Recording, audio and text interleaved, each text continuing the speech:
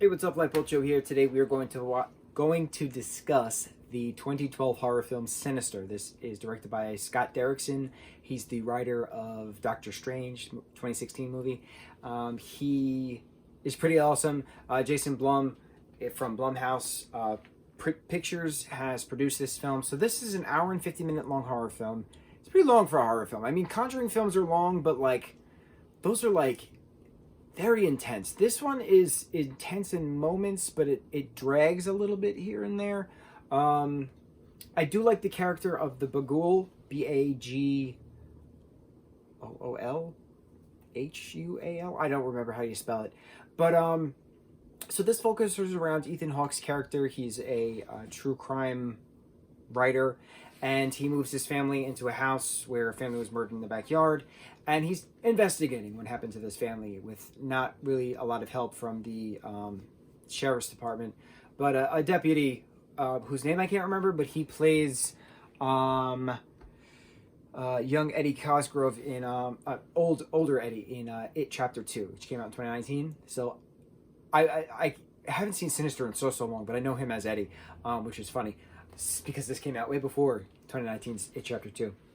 So the deputy's helping him gather information, and they're following a slew of clues that a family who's moved into a previous family's house is murdered, but then the previous family was also murdered in another previous family's house. So it's kind of like a line. They're following the line, and then Ethan Hawke's family now moved into a murdered family's house, so they're next in line.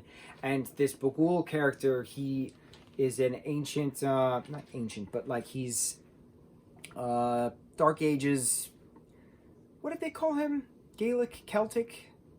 Pagan. A Dark Ages pagan entity.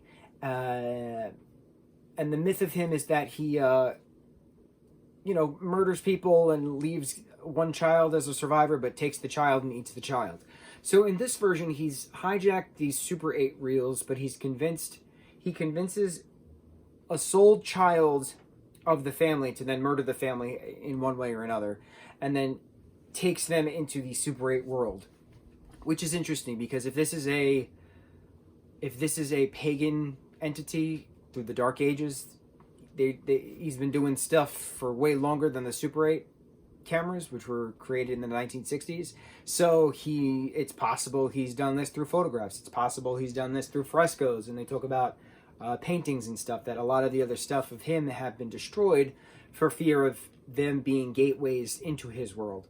So we now have the youngest daughter of this new family is now convinced by the Bagool to murder her family, and entitle the film that she's recording on the Super 8 camera painting, or family painting, or new house painting, something like that, because there's blood splattered all over the place. Kitschy titles, but very murderous. So I think this is a little bit on the creepy side from a true crime kind of perspective, because like this guy is investigating actual crimes that happened, versus the Conjuring films, versus which are true haunting events, right, documented through different police departments, versus the Insidious film series, which is very demonic, one thing leading to another in a possession type of astral projection going to the further. So it's 3 different franchises with 3 different things, all revolving around 3 different versions of the supernatural. I think that's pretty smart. So I like the ancient aspect of Sinister. I haven't seen Sinister Chapter 2, so I'm very excited to see Sinister 2. We're going to talk about that. But I've only seen Sinister 1 once. It's too long for me. It should be an hour and a half, just like all of the Friday the 13th and Nightmare on Elm Street films. Just like all of the Insidious films, they're all about an hour and a half long. Like I said, the Conjuring films are a little bit longer, but they kind of have to be because it kind of goes a little bit more into certain things, what leads to the other.